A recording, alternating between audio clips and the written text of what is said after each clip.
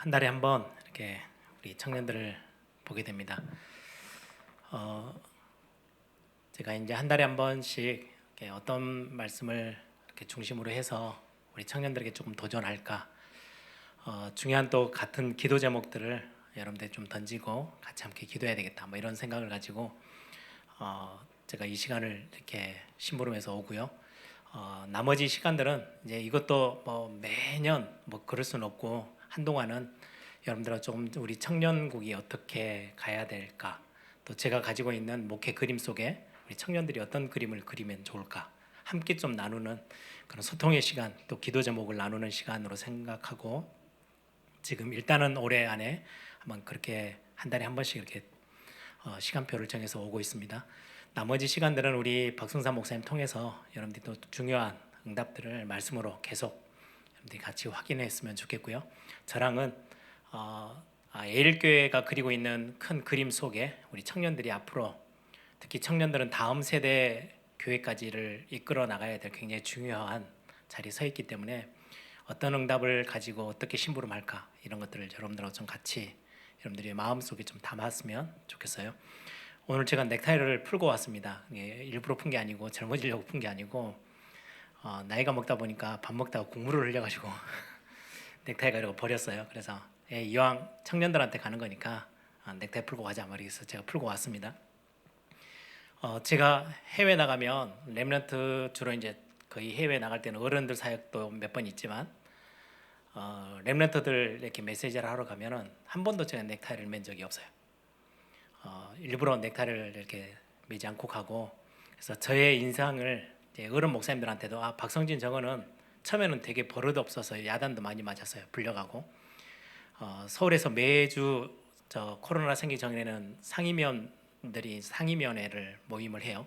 매주 이제 전체 각 부서에서 다 올라오는 의견들을 조율하고 뭐 이렇게 하는데, 그때 이제 렘넌트 대회가 있으면 이제 보고하러 가잖아요. 유일하게 박성진 혼자 넥타이를 안 메고 가는 거예요.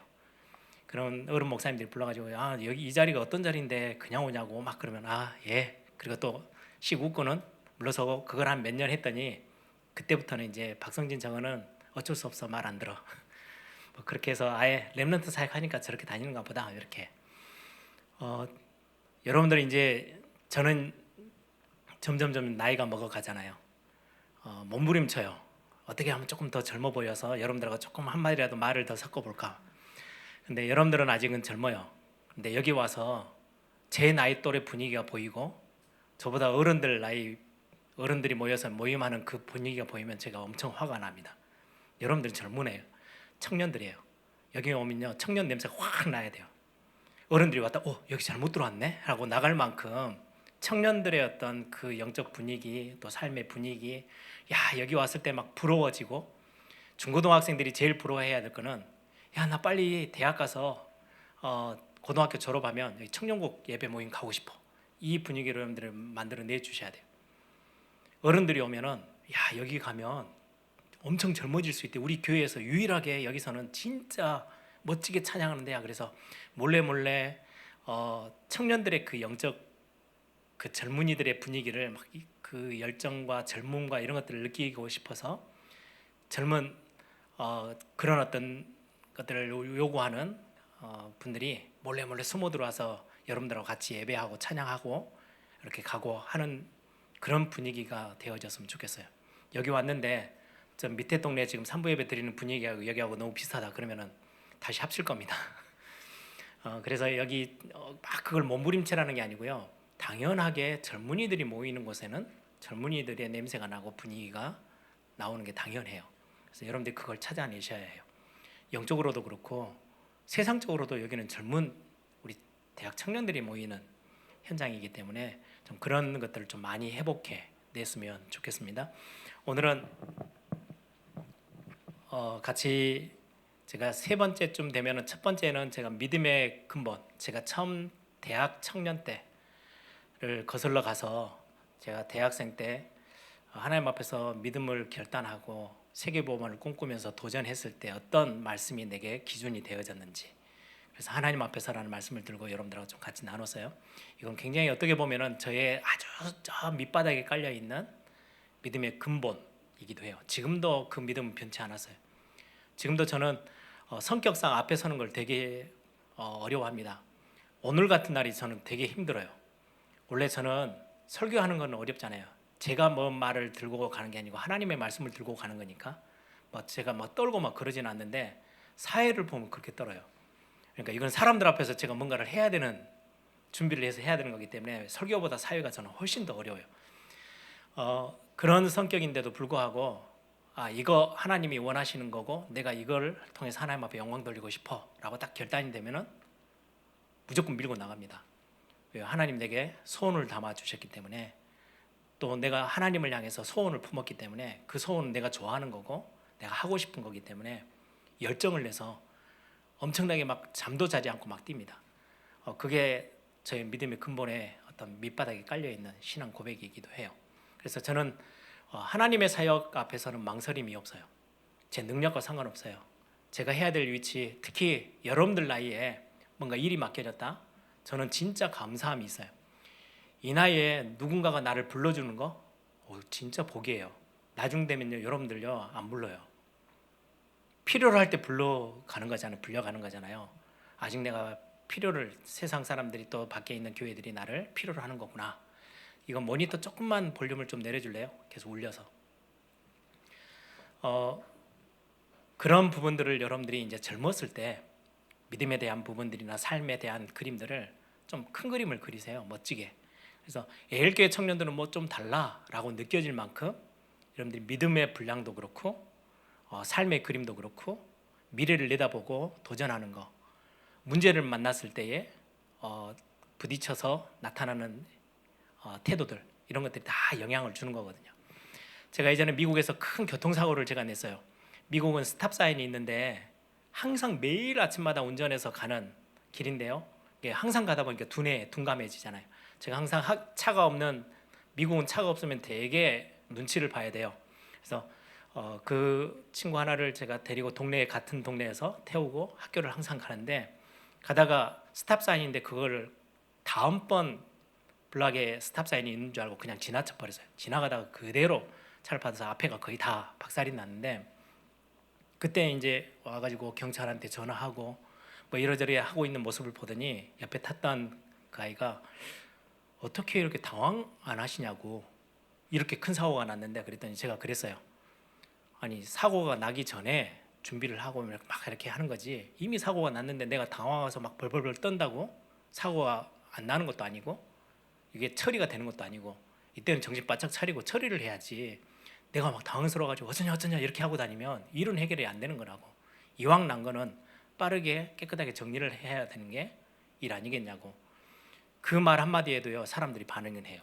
저 사람 문제를 만났는데 왜 저렇게 차분하게 대응을 저렇게 잘하지? 보통 사람들은 잘 그렇게 안 하니까. 여러분들의 믿음은 그냥 단순하게 신앙생활에만 머무르는 게 아니고요, 모든 삶에 영향을 주는 게 믿음이고 신앙입니다. 그래서 우리 에일의 청년들은 좀 에일의 청년답게 좀 멋지게 신앙생활과 또 삶을 만들어 나가는 시간들이 됐으면 좋겠습니다.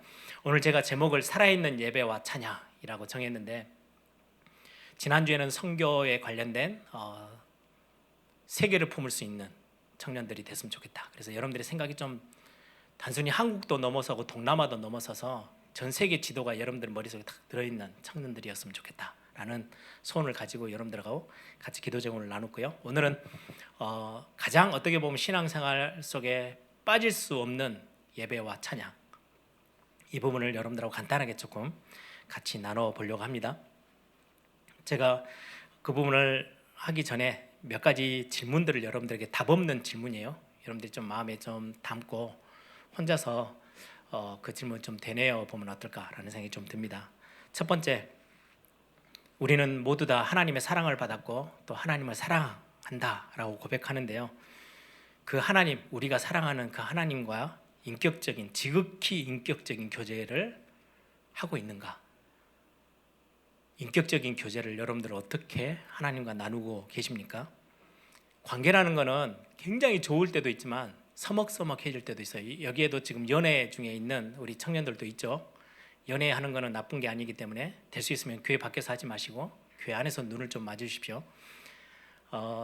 연애를 할 때 보기만 해도 너무 좋고 있는데 어떨 때는요 서먹서먹해질 때가 있어요. 서운해질 때가 있어요. 그때 왜 그래요?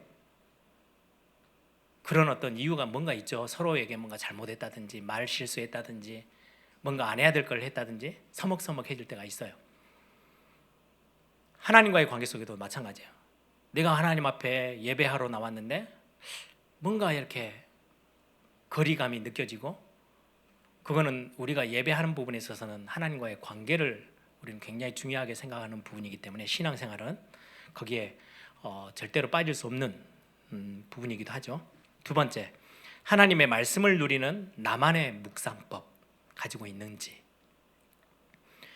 하나님을 인격적으로 깊이 누리는 나만의 영적인 시스템 중에 가장 중요한 건 말씀 묵상하는 거예요.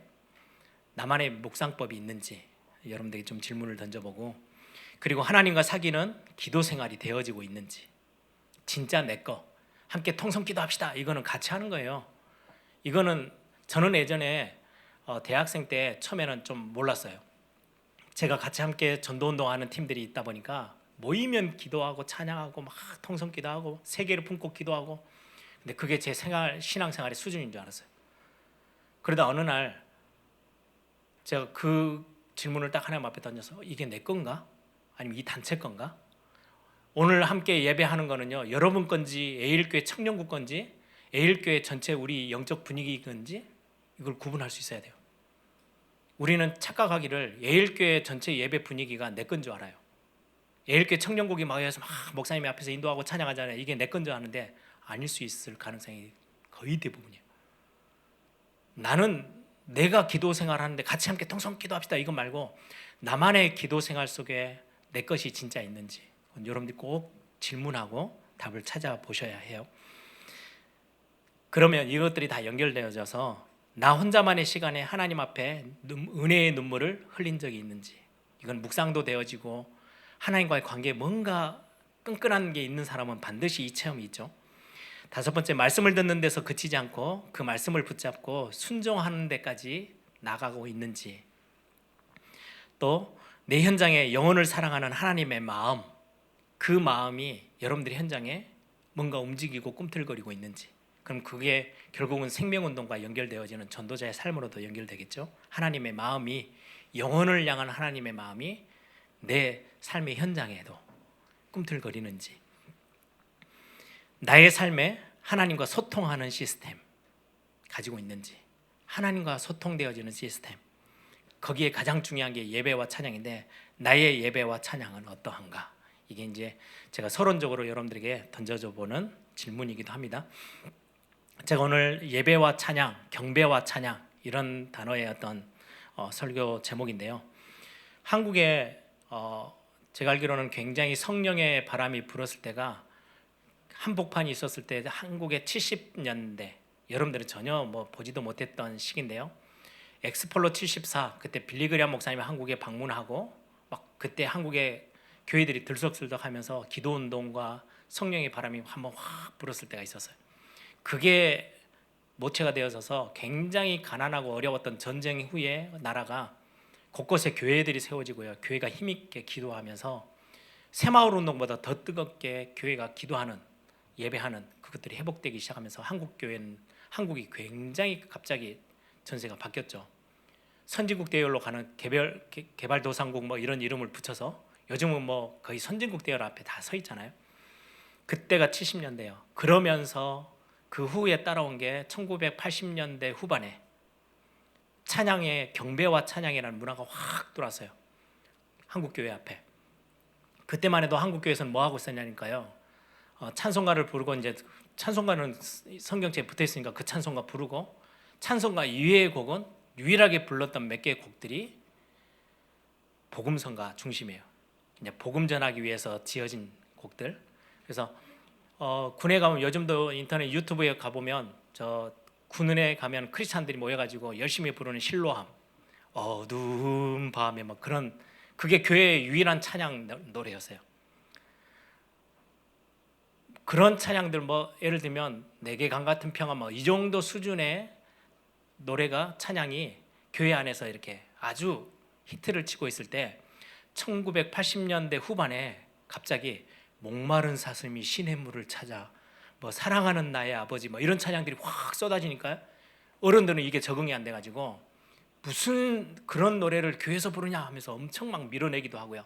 젊은 친구들은 새로운 영적인 분위기를 경험하니까 막 교회 안에서 여기저기서 막 그런 찬양 문화. 그래서 교회는 받을 만한 준비는 안 돼 있고 이미 하나님은 물꼬를 텄고, 그래서 거기에 반응하고 거기에 뭔가 마음을 두는 사역자들이 모여가지고 지역 중심으로 연합 찬양 집회, 뭐 목요 찬양, 월요 찬양, 심지어는 처음에는 저 두란노 경배와 찬양이라는 하용인 선교사는 한국 사람인데 영국에서 신학도 공부하고 영국에서 그런 어떤 찬양 문화 사역에 대한 것들을 도전을 받고 영국에 있는 선교단체가 한국에다가 찬양 사역자로 선교사로 한국으로 파송을 시켜서 한국에서는 찬양 선교사로 두란노 찬양을 만들어서 경배 찬양을 만들어서 음반도 내고 막 그렇게 했죠.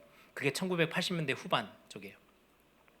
갑자기 찬양의 분위기가 완전 바뀐 거예요. 경배와 찬양으로.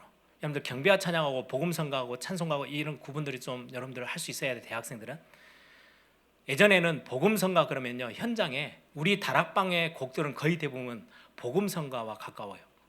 복음 전해야 돼요. 전 세계를 향해 나가자 막 이런 거예요.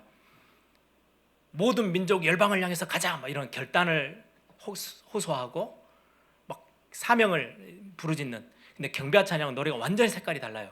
하나님 자체를 높이는 거예요. 경배 말 그대로.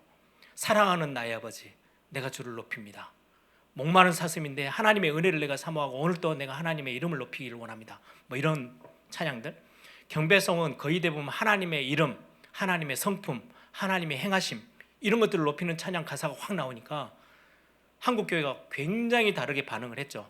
교회는 흡수하기가 너무 힘들고, 교회는 예전에는 피아노만 쳐, 기타도 교회는 들고 오면 안 돼, 뭐 이런 교회들이, 보수적인 교회들이 되게 많았는데 한국 교회가 갑자기 바뀌면서 막 모든 악기 섹션들을 다 설치하고 막 부르기 시작하니까 교회에서는 그걸 준비 못 하잖아요. 연합으로 찬양했었어요. 그래서 서울에 막 부산, 광주에 있는 친구들이 서울까지 가서 두란노에서 하는 경배와 찬양을 목요일 날 찬양하고 싶어서 막 올라가고 전국적으로 들썩들썩했죠. 저희 때만 해도 제가 80년대 후반에 제가 대학을 다니면서 그때 우리가 찬양팀을 정비해가지고 부산 경남 지역의 찬양 집회, 그래가지고 매주 목요일마다 학교에서 찬양 집회 하면요 저 멀리서 고등학생, 중고등학생들이 교복 입고 학교 오고요, 저 그 학교까지 와가지고 찬양 집회 같이 참석하고요. 그러면서 막 붐일고 그 덕분에 연합 수련회, 청소년 연합 수련회를 저희들이 처음 했어요.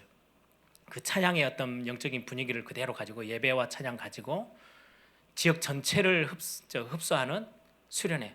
보통 교회들이 조금만 청소년 수련회를 했는데 연합 수련회를 할 거라고는 생각도 못했던 거를 우리가 부산 경남 중심으로 청소년들 모여라, 우리가 집회를 준비하고 수련회를 할게, 너희들은 참석해. 그럼 막 교사들이 오고 교회들이 참석하고 그러면서 막 찬양과 이런 영적인 분위기들을 막 나눠줄 수 있었거든요. 그러던 어느 날 이게 이제 점점 교회가 흡수를 하기 시작해요. 지금은 연합으로 모이면 안 합니다. 그 대단했던 여러분들 예전에 뭐 마르커스 뭐 이런 팀들 막 한참 하다가 요즘은요 그냥 한 곳에서만 하지 안 가요. 요즘 인터넷도 다 있지만 개교회가 이렇게 시스템을 다 갖고 있어요. 그러다 보니까 찬양이나 이런 어떤 분위기가 개교회로 다 흘러 들어갔어요. 어떤 부분에 있어서는 되게 좋은데 어떤 부분에서는 정체가 돼요. 같이 함께 못 가는 거예요. 이 교회는, 어떤 교회는 빈익빈 부익부가 확 차이가 나요. 어떤 교회는 굉장히 찬양 사역자나 뭐 이런 전문인 인력들이 많아서 찬양의 분위기를 만들어낼 수 있는데, 안 그러는 교회는 아무리 몸부림쳐도 시골교회 분위기를 못 벗어나는 거예요. 악기 수준이 아니고요, 사람의 차이로 교회들이 다 뿔뿔이 다 흩어졌어요.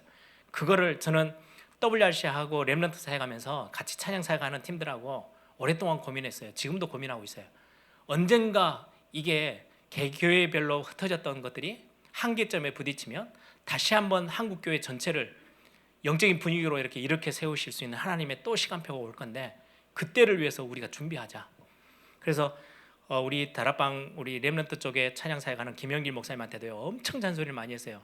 제발 좀 눈을 뜨고 좀 크게 봐라. 한국교회 전체를 내다보고 좀 찬양팀을 준비해봐 라고 하는데 결국은 막 좁게 가요. 우리 팀 잘하지, 그냥 거기에 머무르더라고요. 이런 게 이제 전체 영적인 흐름 속에 쭉 왔던 분위기입니다. 그래서 여러분들이 그런 어떤 찬양사에 대한 어떤 역사 흐름들도 좀 알고, 우리가 지금 어느 정도 깨어 있어야 되지, 어디 방향들을 놓치고 있고 어떤 것들을 우리가 회복해야 되지. 젊은이들이면 한국의 미래를 여러분들이 손에 있어요. 미래를 고민해야 돼요. 우리 교회 그냥 이 정도 악기 대고 찬양하니까, 거의 대부분의 모든 교회가 그렇게 하고 있으니까 한국 교회를 전체를 내다보면서 뛰는 교회가 없어요. 젊은이들이 일어나가지고, 예전에는요 지역에서 모이니까 한 교회 색깔을 못 내요. 지역 보고만 놓고 기도하고요, 한국 보고만, 민족 보고만 놓고 기도하고요, 세계 선교를 놓고 기도했던 게요, 전체가 막 교회들이 막 연합해서 찬양하면서요. 근데 지금은 개교회로 다 흩어졌잖아요. 모이자 해도 안 모여요.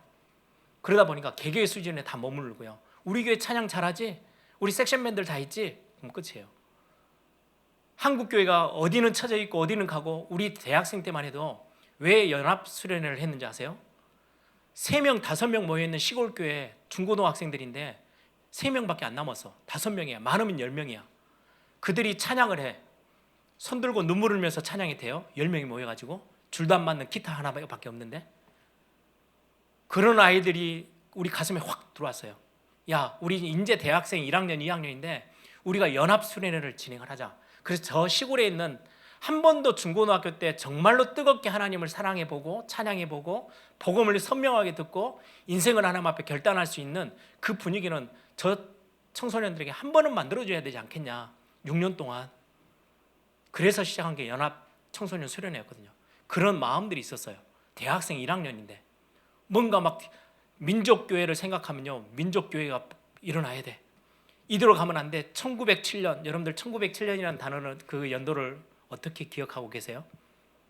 우리 때는요, 입만여면 1907년이었어요. 평양에 대붕 각성운동이 일어났던 게 1907년이에요. 선교사들이 들어오기 시작하면서요, 완전 회개운동, 딱 무디 시대 때 일어났던 것처럼 평양에서요 그 운동이 일어났다가 한순간에 전쟁 때문에 확 꺼졌어요. 그리고 평양은 공산주의 국가로, 수도로 바뀌어버렸어요. 그때 우리 때만 해도 대학생들이 1907년도를 다시금 우리 한국 민족 사회에 회복시키자, 기도운동 회복하자, 전도운동 회복하자, 영적인 회복하자, 막 그렇게 불고 일어났던 게 대학 때 영적인 분위기였거든요. 요즘 보면요, 아무 감각이 없어요, 청년들이. 왜요? 이게 찬양 문화나 예배 문화가 개교회로 다 스며들고 나서는 전체를 보는 눈이 하나도 없어요. 그래도 우리 다락방 안에는 모이면 지역 복음화, 뭐 민족 복음화, 세계 복음화, 이번에도 막 70지역, 70민족 막 이렇게 하는 237 이렇게 하는 게 겨우 어떻게 보면 한국에서 굉장히 앞서 있는 모습 중에 하나인데, 그나마 우리는 그런 감각을 안 놓치려고 하는데요, 많은 것들을 놓치고 있는 게, 어떻게 보면 저는 개교회로 찬양 문화나 이런 게 흡수된 게 어느 한편으로는 사단의 전략일 수 있겠다라는 생각을 많이 해요. 그럼 깨어나야 돼요. 그래서 여러분들이 찬양을 하면서도, 문화 사역을 하면서도요, 좀 큰 그림을, 저는 그래서 우리 교회에서 무슨 뭐 렘넌트 오케스트라 우리 지역에서 뭐 한다, 저는 무조건 오케이예요. 막 밀어요. 왜요? 그렇게 하지 않으면 지역을 전체를 내다볼 수 있는, 안 그러면 다 개교회 중심이지. 우리 교회 예배 2부 예배 때 오케스트라 몇 명 앉아서 하면요, 만족해요. 다른 교회 하든 말든 아무 상관없어. 그런데 렘넌트, 호남 렘넌트 오케스트라 이렇게 해서 막 모이잖아요. 그럼 다른 교회를 생각할 수밖에 없어요. 좀 더 많은 아이들이 악기를 개인 배워서 그 교회도 우리 교회처럼 예배 분위기가 좀 더 좋아지면 얼마나 영적인 축복들을 찾아낼 수 있을까. 이거 생각하면서 호남 렘넌트 오케스트라 안 하면 생판 다 거짓말이야. 다 껍데기. 그거 하라고 연합운동을 하나님 주시는 거거든.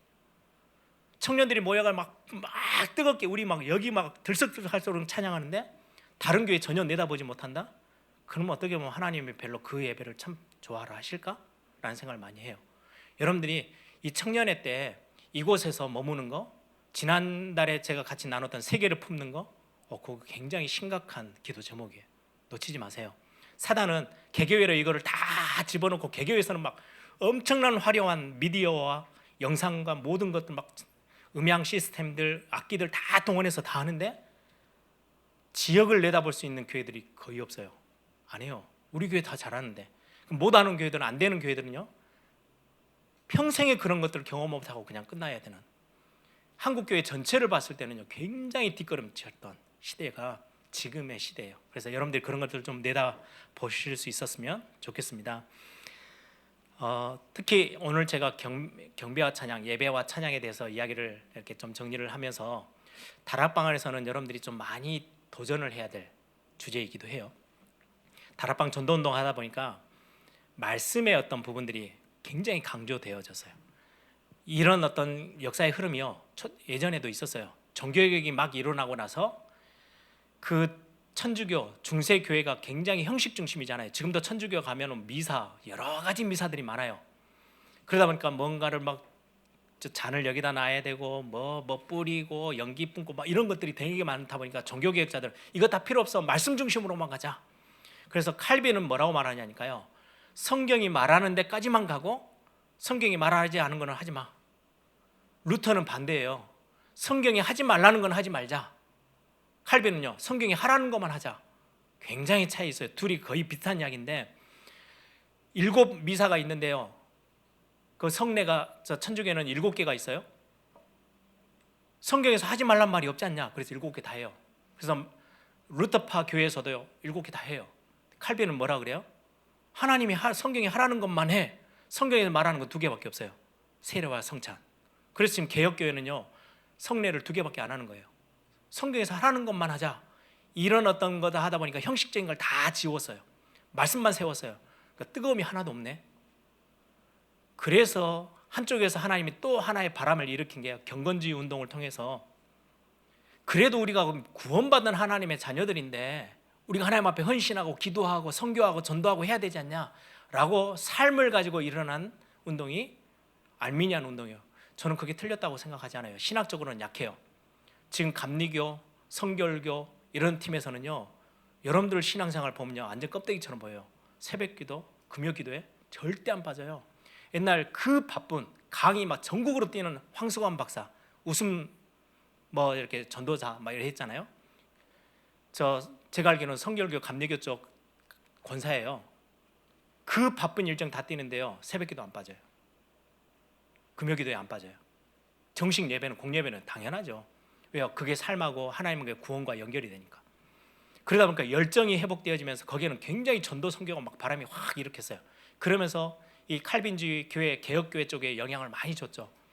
이런 게 하나님이 이렇게 해 나가시는 굉장히 중요한, 양쪽을 다 들어 쓰시고 계시는 중에 우리는 지금 다락방은 말씀 중심으로 확 일어나다 보니까 예배하는 거 굉장히 딱딱해져 있고요, 찬양이 거의 밑바닥으로 다 그냥 찬송가 부르는 수준 이렇게 돼 있으니까 여러분들이 좀 이런 분위기들을 알고 여러분들이 전체를 내다보면서 조금 회복해 나가면 참 좋겠다라는 생각이 좀 듭니다. 제가 오늘 핵심적으로 부탁하고 말씀을 나누고 싶은 거는 오늘 요한복음 4장 23절, 이거는 예배에 대한 설교하는 분들이 거의 본문으로 택하는 부분인데 오늘은 제가 딱 하나만 강조하고 싶어요. 23절에 보면 아버지께서 자기에게 이렇게 예배하는 자들을 찾으시느니라. 오늘 청년국 예배가 어떠하지? 하나님 그거 별로 관심 없어요. 예배할 때 무슨 프로그램으로 어떻게 예배 순서를 진행하지? 별 관심 없으세요. 어떤 악기들을 가지고 하지? 어떤 노래를 오늘 찬양을 불렀지? 야, 앞에 서 있는 사람들이 어떻게 했지? 하나님이 찾으시는 거는 그게 아니고요, 예배하는 자를 찾으시는 거예요. 예배자를 찾고 계세요. 오늘 찬양하는데 진짜 하나님 앞에 예배하는 자가 누구였지? 하나님의 관심이 거기에 있어요. 예배하는 자를 찾는데요. 오늘 수많은 분들이 오늘 1, 2부 예배 때는 오늘 많이 오셨더라고요. 그래도 코로나 끝나면서 최고로 많이 오신 것 같은데 그 중에 야, 다 예배했구나 이게 아니고요, 참으로 예배하는 자를 찾으세요. 하나님은 예배하는 사람을 찾고 있다는 거예요. 제가 대학 1학년 때 처음 찬양하는 그 팀들과 함께 사역을 준비하면서 도전됐던 말씀이 이 말씀이에요. 예배하는 자를 찾는데 나는 그럼 과연 예배하는 자가 맞는가? 제가 대학 1학년 때 드럼이라는 악기를 배웠어요. 차연팀에 속해서. 나는 드럼을 치고 있는 사람인가, 하나님 앞에 예배하는 사람인가? 몇 년을 제가요 몸부림치면서 하나님 앞에 그 정체성을 회복하기 위해서 하나님 앞에 무릎 꿇었었어요. 그래서 저는 제가 목표가 딱 하나 있어서 드럼을 배우면서 하루에 5시간, 4시간씩 연습했어요. 손에 다 물집 생기고 막 스틱 다 부러지고 고무판 두드리면서 유일한 목표는 딱 하나였어요. 내가 악기에 매이지 않고 어떤 시간에 찬양팀에 서서 뒤에서 드럼이라는 악기를 가지고 연주를 하든, 지금처럼 사이드에 있지도 않고요. 예전에는 우리 찬양팀에 하면요, 드럼 악기는요 제일 가운데 딱 상석에 딱 세워요. 그것도 무대를 이만큼 높여서. 인도자들 앞에 쫙 서고 나면 드럼은 위에 있어요. 그리고 마이크가 스탠드, T자 마이크 스탠드로요 거의 7, 8개가 막 마이크가 쫙 다 조명이 돼요. 엄청 화려해요. 그 화려함 속에 내가 거기에 끌려가지 않고 어떻게 하면 내가 예배자로 설 수 있지? 박자에 연연해서 내가 이 박자는 이렇게 해야 되고 오늘 곡들을 어떻게 연주해야지, 이거하고 전혀 상관없이 마음껏 전문성을 다 갖고 내가 실력을 어느 정도 올려서 내가 찬양 인도하는 팀들에게 전혀 방해되지 않을 만큼 내가 연주 다 해주고 나는 예배자로 설 수 있을까? 그것 때문에 5시간씩 연습했어요. 실력을 늘리기 위한 게 아니었어요. 악기를 연주하는지 내가 예배하고 있는지가 전혀 안 느껴지도록 내가 연주하는 거에 좀 익숙해져야 되겠다. 그래서 저는 테크닉을 연습한 적이 한 번도 없어요. 그래서 지금도 드럼을요, 테크닉을 이야기하면요 저는 할 말이 하나도 없어요. 그냥 예배 분위기에 완전히 딱 몰입돼서 내가 전혀 이 음악과 상관없이 예배자로 설 수 있을, 하나님과 딱 1대1로 내가 찬양할 수 있는 사람으로 설 수 있는 것을 위해서 개인 시간을 내서요 연습하고, 개인 시간을 열어서요 찬양 묵상하고, 내가 목표는 딱 하나였어요. 그게 대학 1학년 때 저에게 딱 심겨진 답이에요. 하나님은 예배하는 자를 찾으신데, 이 단어 하나가 저에게는 얼마나 강력했는지 몰라요. 예배하는 자, 그럼 1시간 예배하고 가는 그 시간만이 예배하는 자가 아니고요, 예배하는 자는 로마서 12장 1절에 있는 것처럼 삶이 예배로 연결되어질 수밖에 없어요. 삶이 예배가 돼야 돼, 이게 아니고요, 하나님은 참으로 예배하는 자를 찾는데, 이 시대에 예배하는 사람, 그러면 내가 일주일 내내 엉망으로 살다가 주일날 1시간 와서 딱 앉아있는 거, 이게 하나님이 원하시는 예배자의 모습일까? 당연히 질문은 거기까지 갈 수밖에 없었어요, 제 개인적으로. 그러다 보니까 예배 모임에, 찬양 모임에 오면요, 어느 순간에 저는 이제 복음을 뚜렷하게는 잘 모르죠. 복음 이제 알고 있죠. 나는 하나님의 자녀이고 뭐 이런 기본적인 건 알고 있는데, 삶의 부분에 부딪히니까 예배하다가 저는 피해서 도망간 때가 한두 번이 아니었어요.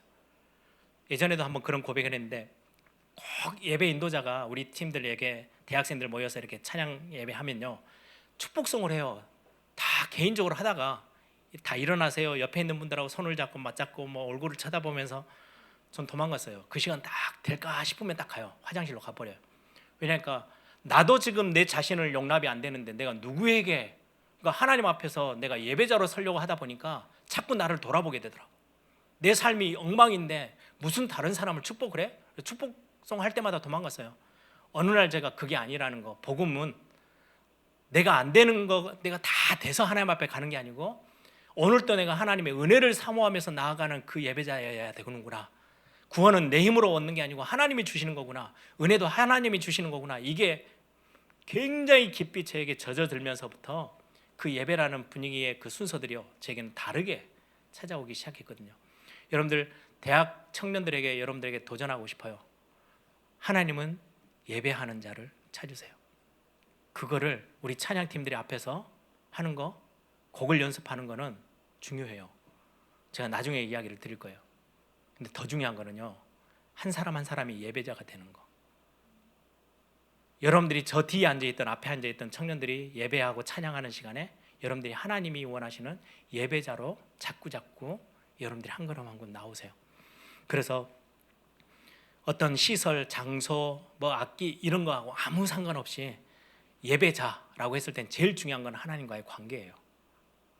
하나님은, 예배라는 거는 다른 말로 말하면요 경배, 경외함, 하나님을 경외하는 마음으로 앉아있는, 하나님을 정말로 사랑하면서 하나님을 높여드리기를 원하고, 하나님 진짜 자랑스러워요, 내게는 하나님밖에 없어요 라는 그 영적인 감각을 가지고 있는 사람들이 하는 예배는 달라요.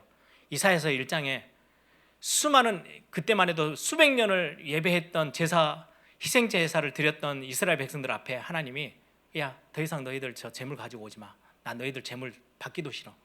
내가 받고자 하는 거는 너희들의 중심이야. 그게 무슨 말인지 알겠죠? 하나님은 예배자를 찾지 예배 형식을 찾고 있는 게 아니에요. 그래서 우리 대학 청년들이 좀 그게 확 살아났으면 좋겠어요.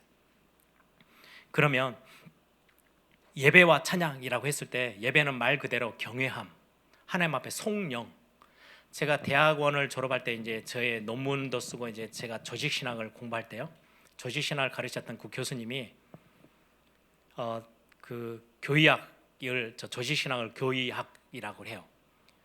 교의학이라고 하는데 타이틀을 딱 걸었어요. 속령으로서의 교의학. 저는 그 제목이 너무 마음에 들더라고요. 그 교수님이 조직신학은 되게 딱딱해요. 우리 나영화 목사님이 조직신학 박사시잖아요.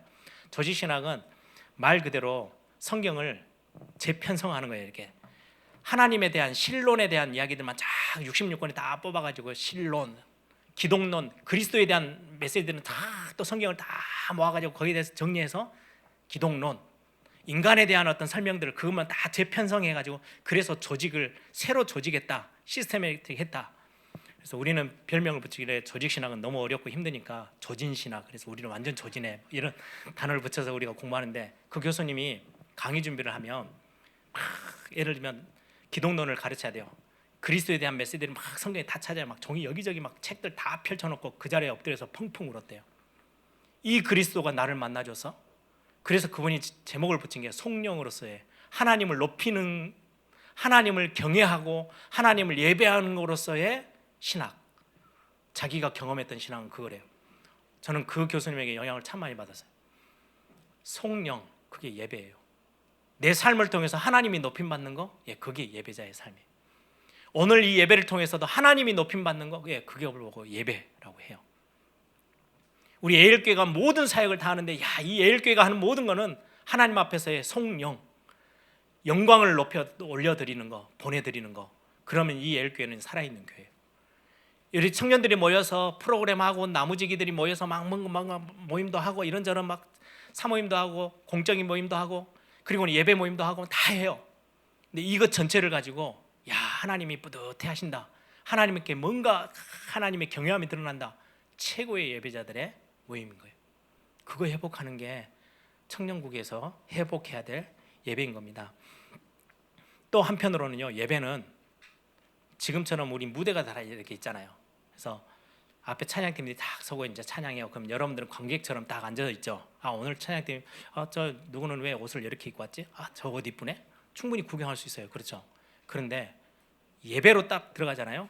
우리 저 옆에 앞에 앉아 있던 여러분들이든 안에 있는 우리든 찬양팀들이든 아무 상관없이 우리가 모두 다가 무대 위로 올라온 사람들이에요. 그 무대 관객석에 딱 앉아 있는 분은요, 누구시냐? 하나님이세요. 하나님이 우리를 저 무대 위에 있는 우리를 보는 거예요. 그리고 흡족해 하시는 거예요. 오늘 왜 저렇게 엉망이냐? 아니 오늘 좀 뭐 다 준비해서 왔다더니 이렇게 대사도 다 까먹고 노래도 저 음도 안 맞고 계속 플랫되고. 그럼 누가 평가해요? 우리가 평가하는 게 아니고요, 하나님이 평가하시는 거예요. 우리 예배를 보고. 그래서 하나님은 예배자를 찾는 거예요. 예배를 멋지게 만들었네? 그거에 별 관심이 없으세요. 오늘 대본을 기가 막히게 썼네? 그게 별 관심이 없으세요. 앞에 서 있는 사람들이 얼마만큼 하나님을 사랑하고 하나님을 경외하고 하나님을 중심으로 뜨겁게 의지하는지를 하나님은 그거에 관객으로서 보고 계시고 흡족해 하시는 게, 그걸 보고 예배라고 해요. 그래서 예배에는 두 가지가 있어요. 형식도 있죠. 그리고는 내용도 있어요. 예배자라고 했을 때는 형식보다는 내용이 훨씬 더 중요한 단어예요. 그런데 공예배라고 했을 때는요, 저는 철저히 준비하는 게 맞다고 생각해요. 왜요? 우리 교회 안에서도 옛날식으로 막 중구난방 앞에서 막 이리 올라갔다 내려갔다 딱 우리 저 그루터기 어린이집 헌신 예배 하듯이 애들이 뒤에 서가지고 막 이상한 짓 하면은 또 선생님 끌고 와가지고 세고, 그럼 우리가 그냥 재미로 봐요. 근데 멋지다 이런 생각은 별로 안 해요. 의미를 더 생각하는데, 어른들이 와가지고 그렇게 한다? 무대를 크리스마스 전야제를 하는데 막 뭐 이게 뭐 준비된 건지 만 건지 한 건지 안 한 건지, 그럼 보는 사람들 짜증나요. 우리가 예배할 때 하나님 앞에 뭔가를 갖추는 거 되게 중요해요. 형식이 껍데기가 아니에요. 형식까지도 하나님은 보셔요. 그래서 예전에 제가 미국 가서 보면서 지난주인가도 우리 와이프하고도 그런 이야기를 했어요. 우리 애들 교회를 갈 때 좀 이쁜 옷을 좀 입혀야 되는데 진짜 말을 안 듣네. 몇 번 이야기했거든요. 저는 아침 일찍 챙겨 나오니까 새벽에 나오니까 야, 좀 옷 좀 잘 입고 나와. 주일날이잖아. 그러는데 이상하게 추리닝 하나 걸치고 또 교회 왔더라고요. 그러면 또 목사로서 잔소리도 못 하고 그렇다 해서 성도님들한테 막 또 소리도 못 내. 왜? 우리 애들이 이상하게 입고 오니까. 미국 가면 Sunday shoes라는 단어가 있어요. 교회만 신고 가는 구두 있어요. 하얀색 구두, 노란색. 그리고는 제가 예전에 저 형님이랑 같이 필라델피아 쪽에 교회가 있고요. 우리는 저 시골에 있다가 필라델피아 한복판에 딱 제일 번화가를 통과해서 이제 교회가 가요. 가면 옆에 흑인 교회들이 몇 개 딱 있어요. 와, 부러울 만큼 아이들 정장에 넥타이 막 노란 넥타이 쫙 기름 발라가지고요. 구두 딱 신고 조그만한 애들이 그거는 주일날만 그렇게 입고 와요. 쫙 빼입고 와요. 얼마나 멋있는지요. 어른들은요 너무 화려하게 입고 와요. 여자분들 그냥 오는 법이 단 한 번도 없어요. 꼭 어디 파티 갈 때 입는 드레스 쫙 빼입고 와요. 머리 다 만들어가지고. 주로 흑인들이 그렇게 많이 해요. 온편은요 부러워요. 그래, 예배할 때는 저래 해야지. 예배할 때는 저렇게 멋지고 가는 거야. 여러분들 오늘 메시지 듣고 나서는 주일날 올 때는요 쫙 빼입고 오세요. 그래서 어른들이 저것들 뭐야? 어디 결혼식 가는 거야? 아니요, 예배하러 왔는데요. 이렇게 좀 되도록. 청년 되면 예전에 제가 한 번은 그 같이 사역하는 최지영 선수한테 욕을 많이 먹은 적이 있어요. 한쪽에서는 태영아부, 반대쪽에서는 대학부. 제가 대학부 담당이고 그건 태영아 담당인데 예배가 거의 마치는 시간 똑같아. 한 오후 3시, 4시. 딱 끝나고 쫙 나오는데 저 멀리서 보면 표가 확 나. 아, 저긴 대학생들이네. 아, 저기는 태영아 엄마들이네. 옷 입는 게 달라.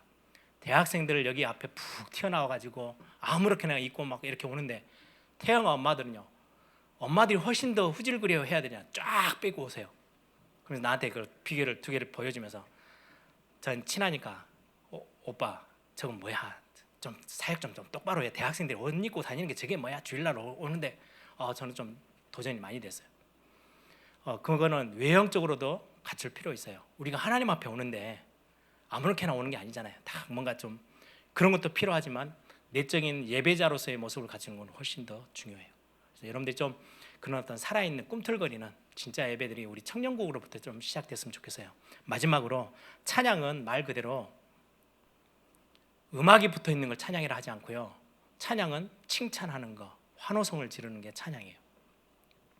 김일성 수령 동지를 찬양합니다. 그 노래가 붙어 있지 않아요. 근데 너무 그 사람들 표정 봤어요? 북한 사람들 막 흥분 그 자체예요. 막, 와, 내가 김일성 수령 동지를 뵀어. 이런 거. 거기에서부터 찬양이 시작해요. 저는 가끔 강의하고 설교 딱 마치면 막 긴장 만뜩 해가지고 설교하거든요. 그리고는 잠깐 이제 앉아서 사회 목사님이 뭐 할 때 예전에 지금 말고 딱 앉으면 한숨 묻다가 끝났다. 오늘 설교 끝났다. 그리고는 제가 하는 고백이 있어요. 하나님, 저 잘했죠? 그럼 오늘 하나님 은혜 주신 거 진짜 멋졌어요. 하나님 짱. 제 속으로 하나님을 찬양해요. 하나님을 높여요. 그게 찬양이에요.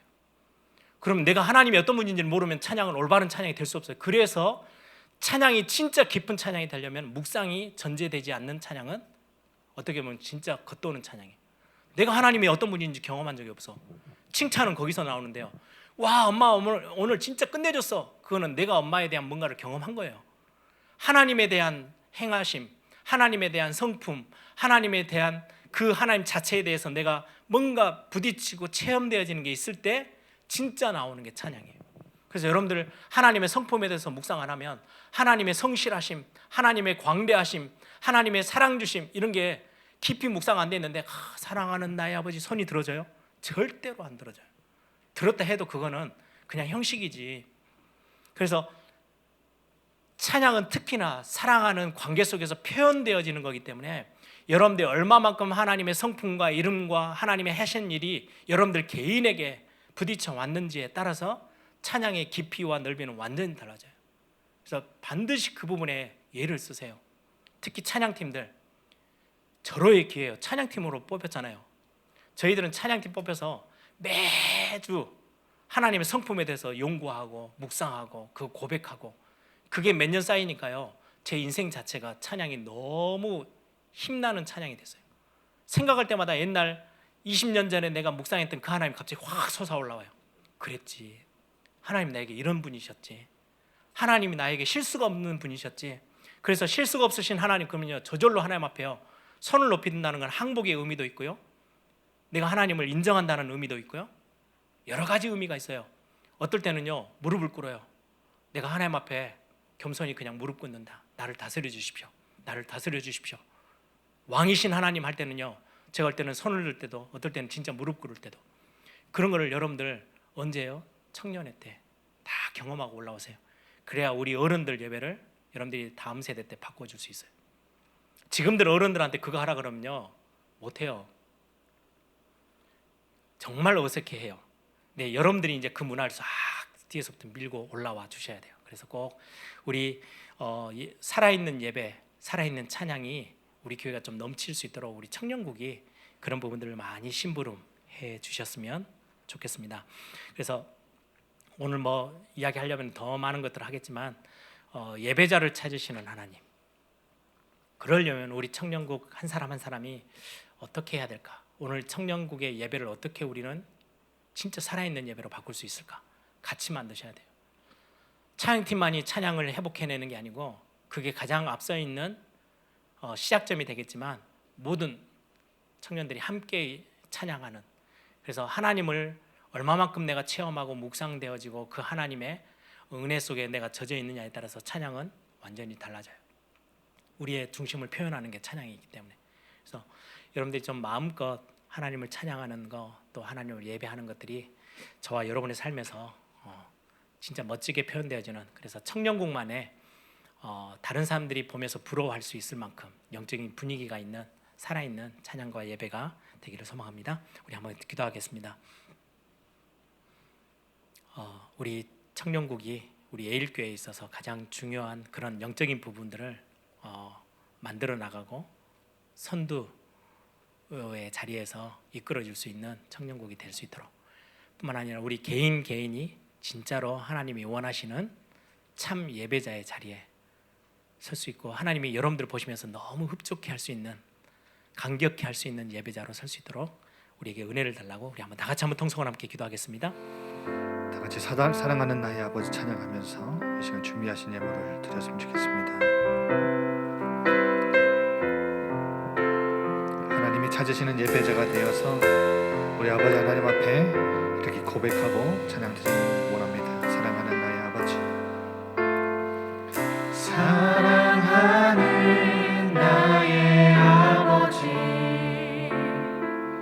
이름 높여드립니다.